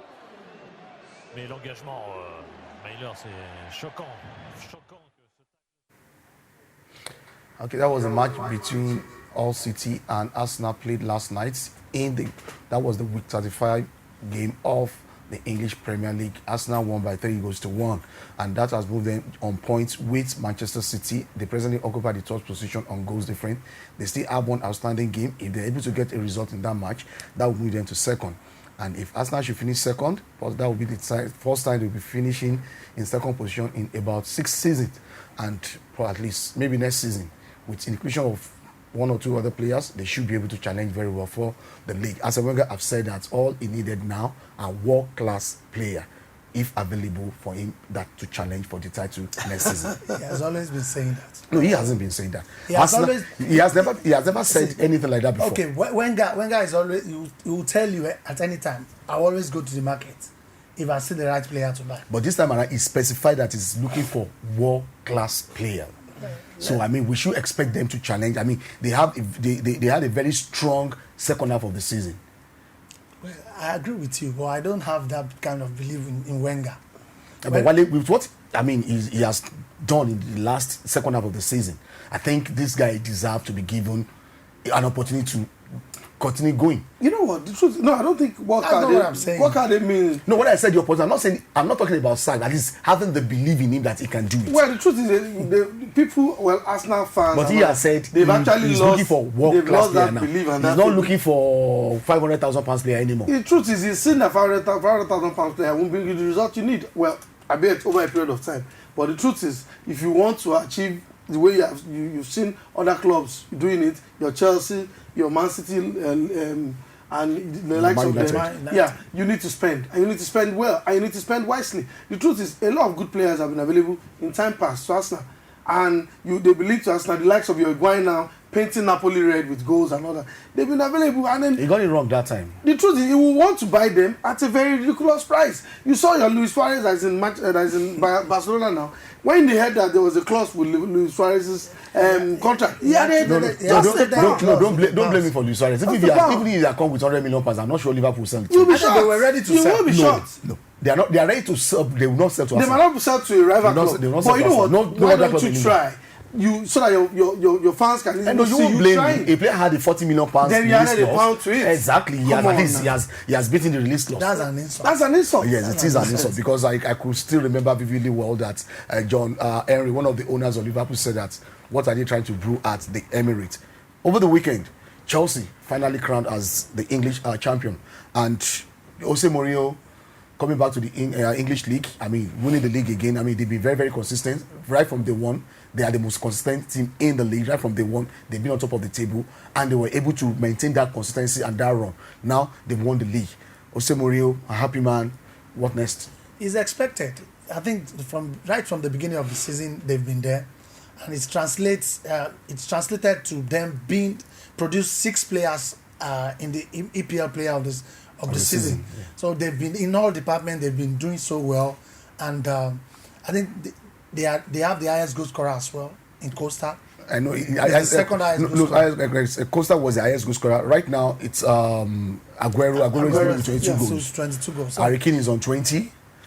So And if you have Sanchez should be around there somewhere too. No, Sanchez is on 16. It's 16 goals. Sanchez is 16 goals. Overall, they've done so well this season. You can't take anything away from them. Okay, and also in Italy over the weekend, Juventus had a 1-0 win over Sampdoria. Giving Sampdoria their first loss at home this season and crowning them the champions of Italy for the 4th consecutive season running. Wale, Juventus. One thing, yesterday I was reading an interview by Gigi Buffon. He said he commends what Allegri has done because he said a coach coming into a club that they've won everything, yet he was still able to stamp his own style on the team and still motivate them to go for more. That's the key. But here is this thing. Allegri also said that he also was very careful not to take apart contesting. What he only did was over a period of time to build on it and put his own stamp, just like Gigi Buffon said. So Allegri was wise in that regard. He knew he couldn't come in and just dismantle, the team and tear the team apart. If he had done that, he would have taken a lot of time to rebuild. Then the motivation, like you said, for a team that has won the league over a period of time, he needed to motivate them to say, look, we need to keep winning, and that was what made them to relax to play Real Madrid yesterday. They gave a fantastic performance yesterday, very tactical and very, very good performance. That was a celebration over the weekend when they won the league. Yeah, of course, it was a very nice one. But the truth of another thing is, from next season, well, we probably might be seeing something different if the likes of AC Milan and Inter Milan can now challenge. Mr. B, the man I was telling you about the other time, the tire man, businessman, is about taking over right now. So probably AC Milan will start getting funds.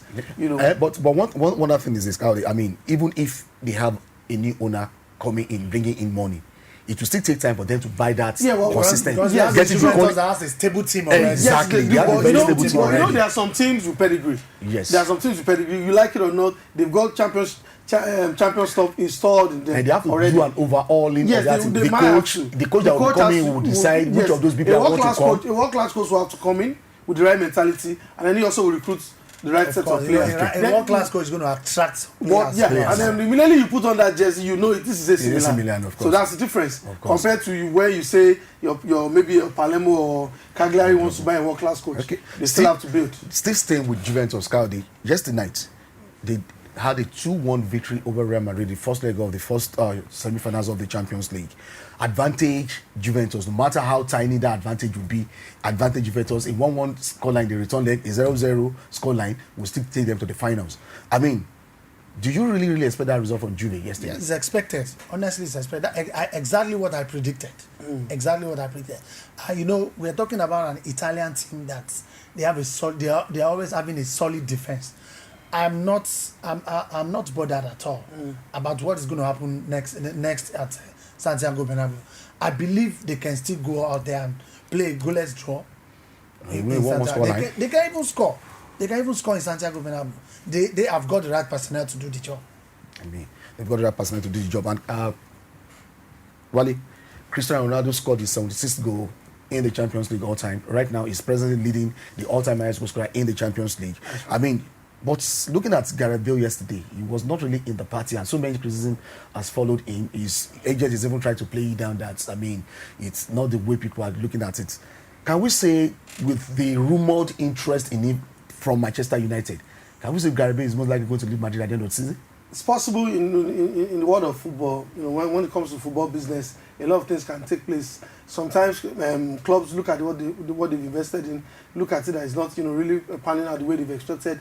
They cut their losses and move on. But the thing is, I always feel Ronaldo is overshadowing what Gareth Bale should be doing. Even in that team, he's not giving James Rodriguez the kind of limelight they should be having, and that's one of my own issues with that. The setup of the team. Yeah. Perhaps if you take a Gareth Bale to another team where he feels he's the main man, I think you perform a lot better than what we are seeing. The truth is, he sees it as a lot is not expected of him. Is it Ronaldo that is not giving them the chance? No. You see, it's not. I'm not saying it's Ronaldo. Maybe it's the setup of the team. That's what I'm saying. And I'm saying it's the same setup. I think the setup of the team. And engineer of this generator. So another one, Lindy, that is small one. He still goes school. Second one, day for this soon. Now woman, 2 woman, 4 woman. Now get. But the wife don't die. He's sick now. Sick like 1-2 months. Now week low, but I know say not be week low. Now God will see time don't reach before go die. Because if you see week low, if you say not be another person, don't put your hand, you no go fit die. The time my baba come from this Ogun State, now here I can't stay. I don't go that house. Maybe don't see him now. Now old house now. You don't tell me I no go be talking as so this year because we had to talk like 200 years now. It be like say go be like this because don't old. At the time this place don't fall down. You be say come take the block manager. After now you know see everything done. You gonna know say this one now old the house.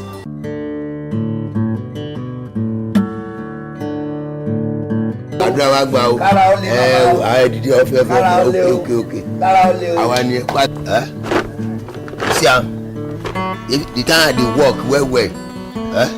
You see if I dey put your things inside like this now, come put am for my body. If the person say one buy I don't wake up in the morning, I go pray for the mosque. If I dey come like this 7 o'clock, I don't enter for my farm. I go do work from 7 o'clock reach 10 o'clock. I go come out, go do security for that my brother for this place now. After now, I come out around 5 or 6. I go come for my house, come relax. So early in the morning because now 2 times I go for him before, but now 1 time.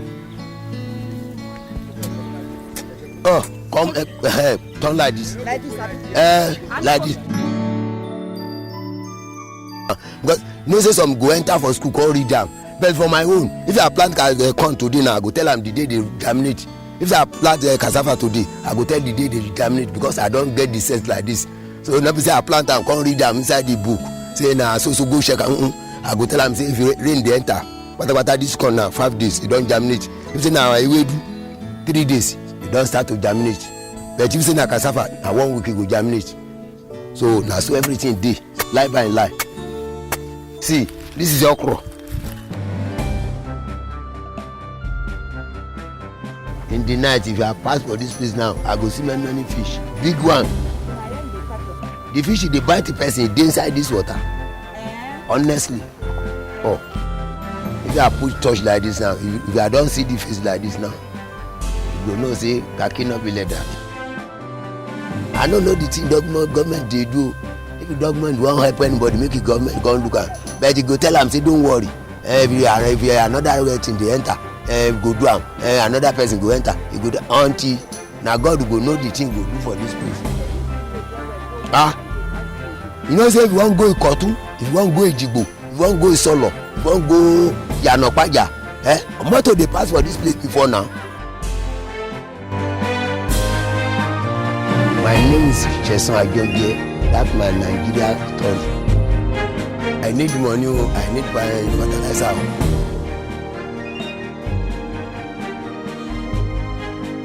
You know say some dey talk say government dey try but you no near me. If they near me now I go talk say don collect inside.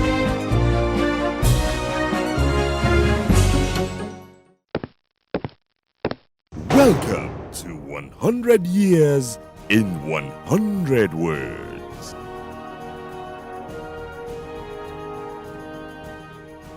Cultures in Nigeria.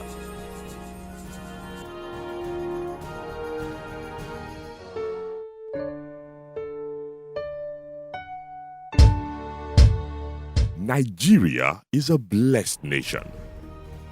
Our culture is shaped by our multi-ethnic groups. The country has over 50 languages and over 250 dialects and ethnic groups. Nigeria is believed to possess one of the finest cultures in the world, ranging from cuisines, clothing, languages, architecture, hospitality, traditional music, dance, art, and much more. The three largest ethnic groups are the Hausa Fulani, who are predominant in the north, the Igbos, who are predominant in the southeast, and the Yorubas, who are predominant in the southwest. The Edo people are predominant in the regions between the Yoruba land and the Igbo land. This group is followed by the Ibibios and an Efik people of the coastal southeastern Nigeria and the Ijaws of the Niger Delta. The rest of Nigeria's ethnic groups are found all over the country, especially in the Middle Belt and the north. The Hausa tends to be Muslims and the Igbos are predominantly Christians. The Efik, Ibibios, and Anan people are mainly Christians. The Yorubas have a balance of members that are ardently of both Islam and Christianity. Indigenous religious practice remains important in all Nigeria's ethnic group. These beliefs are often blended with Christianity or even Islam. One cannot help but savor the rich delicacies from tuwo shinkafa with miyan kuka of the north to the akpu with ofe oweri of the east and inyo with egusi soup of the west. Who will resist the afang soup specially made in the beautiful city of Calabar? Call it a fishing frenzy festival. It is one of the most famous cultural festivals in Nigeria, and it is celebrated to mark the beginning of the fishing season in Arugungu, a riverside town in Kebbi State, between February and March every year. It is called the Arugungu Fishing Festival. Eyo is not just unique, but central to the city of Lagos, Africa's biggest metropolis. It is widely believed that Eyo is a replica of a modern-day carnival in Brazil. You need to attend festivals such as the Benin Festival, the New Yam Festival, Oshu Festival, and Shango Festival to understand the beauty embedded in Nigeria's culture. Nigeria is a blessed nation.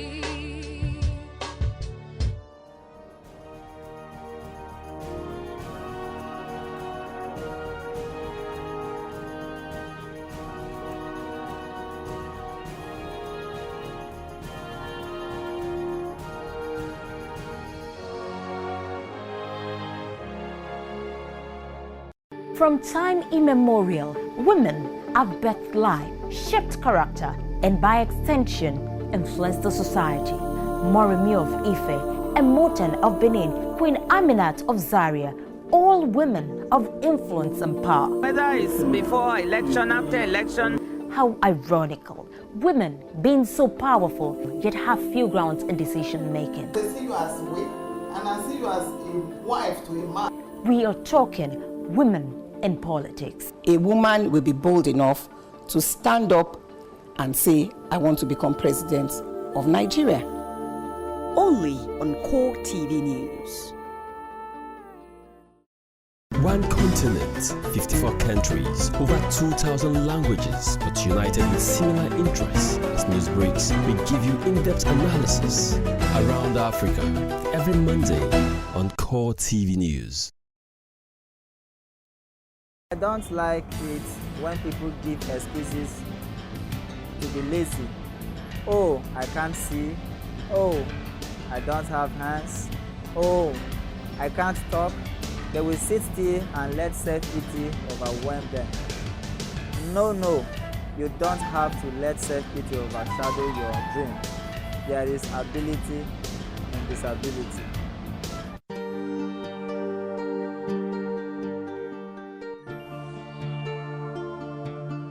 My name is Godwin Ziosase. I sell recharge card.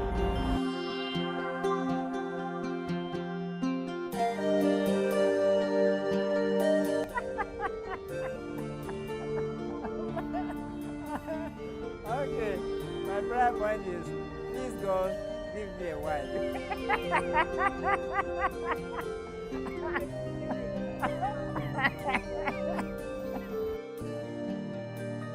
From Benue State, Steve by tribe.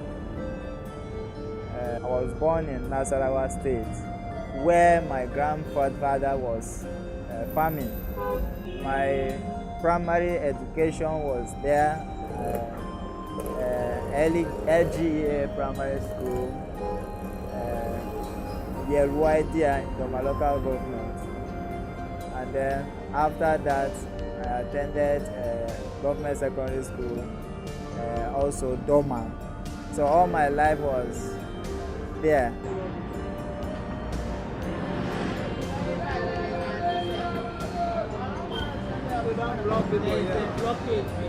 My father decided to add so many wives with so many children. And I happened to be the second, my second wife's son. My father has, I think, about 6 wives with, I think, more than 20. We are more than 20 children presently. I was very, very unprivileged to have come from a family that were very ignorant. Very ignorant in the sense that they had not gone anywhere. They were just inside there and not really know what's happening outside. And that was actually what affected me most.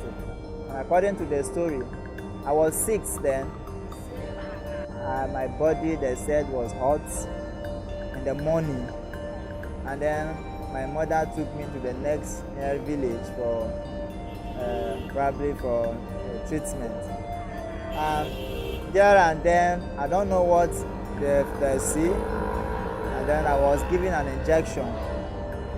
By the time my mother got home and wanted to remove me from the back, I couldn't stand again. And they assume, okay, maybe it's the pain of injection and all that, and that was it.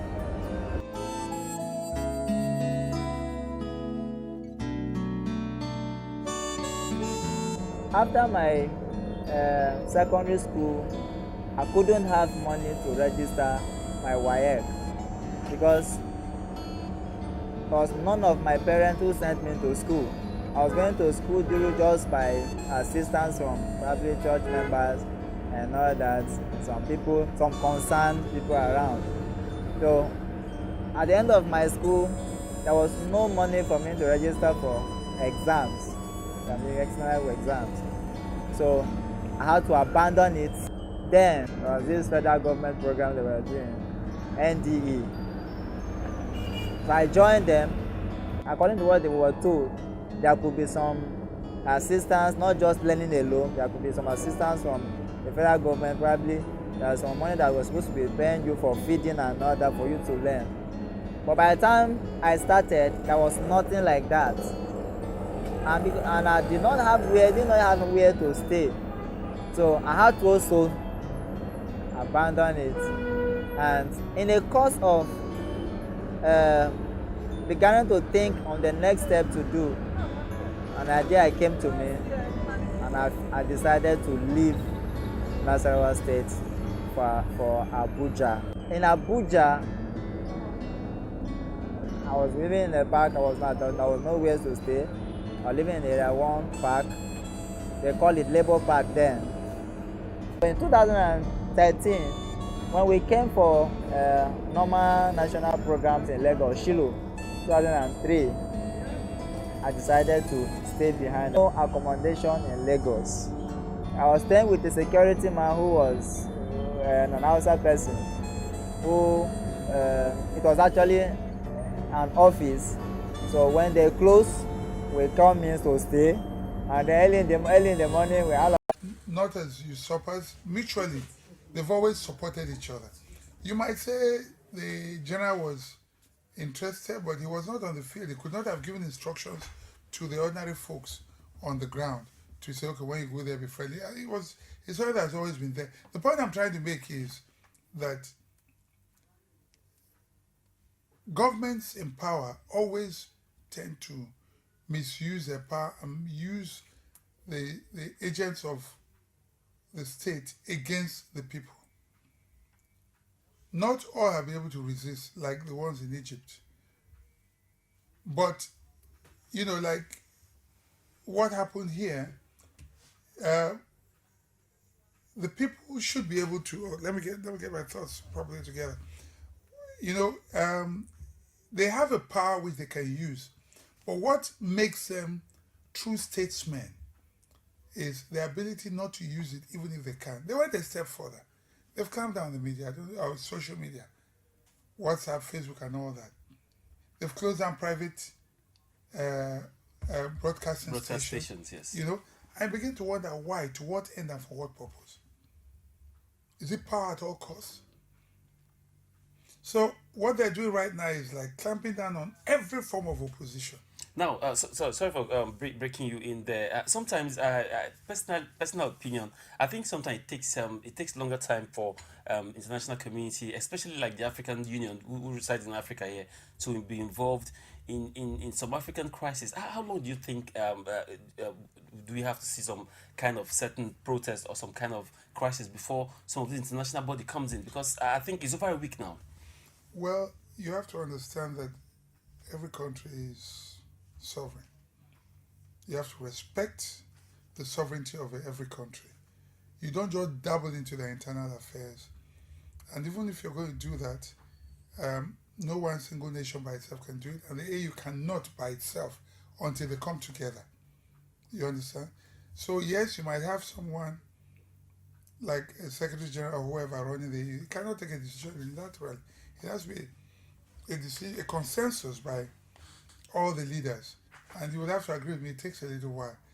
Governments may issue statements condemning, but you cannot, for instance, put boots on the ground or send an intervention force. It takes a while, you know, so it's not so easy to do that. All right, of course, it's just a matter of time. I really hope that the African Union and all the concerned people involved should step in. I think they shouldn't leave it to be too long. No. I think we can only take back what happened in Burkina Faso, where Blaise Compaoré was really forced out after the people went to the streets massively to protest against his wish to remain in power. But we hope the case of Burundi would not get to that. It's just going to be a matter of time, and I'm sure we'll give you updates as far as the Burundi crisis is concerned. Thank you very much, Victor, for coming on the show. Thank you for having me. All right, of course. That's Around Africa for this week. We'll be back again next week. I'll be giving you a fresh episode and letting you know what's happening on the continent. My name is Brownson, one of your hosts. Have a good day. One continent, 54 countries, over 2,000 languages, but united with similar interests. As news breaks, we give you in-depth analysis around Africa every Monday on Core TV News. List of newly elected governors. Abia Okeze Ikpeazu, PDP. Adamawa State, Jibrila Bindo, APC. Akwa Ibom, Emmanuel Udom, PDP. Bauchi, MD Abubakar, APC. Benue, Samuel Otom, APC. Borno, Kashim Shettima, APC. Cross River, Ben Ayade, PDP. Delta, Ifeanyi Okowa, PDP. Ebonyi, Dave Umahi, PDP. Enugu, Ifeanyi Ugwanyi, PDP. Gombe, Ibrahim Dankwabo, PDP. Imo, Rochas Okorocha, APC. Jigawa, Abubakar Muhammad Badaru, APC. Kaduna, Nasiru El-Rufai, APC. Kano, Umar Ganduje, APC. Katsina, Aminu Bello Bansari, APC. Kwara, Abdul Fattah Ahmed, APC. Lagos, Akinwumi Ambode, APC. Nasarawa, Tanko Alumakura, APC. Niger, Abubakar Sani Lulu Bello, APC. Ogun, Ibikunle Amosun, APC. Oyo, Abiola Ajimobi, APC.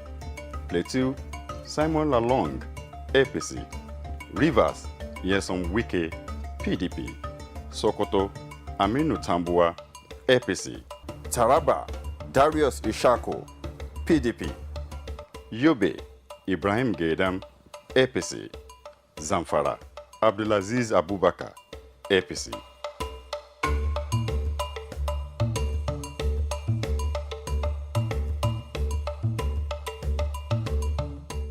Every day, every hour, and every minute, news break in Nigeria. Things happen so fast, it's most times difficult to track and comprehend them.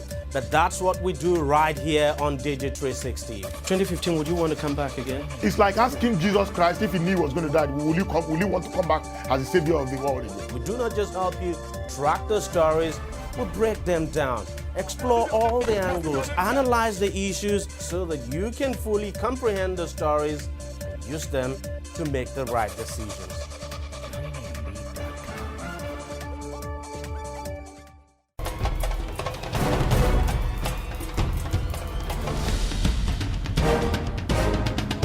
This is what the people are saying. You don't run a big economy with generator. They need to do more in terms of energy and power. Many things to do for this Nigeria about lights, water, and new TT. For Nigerians that are not gullible, we know that good laws have done nothing good for this country. Buhari won the election convincingly. Talk to her husband that you should keep promise about what you said, and because people are watching you, you know, another election is coming.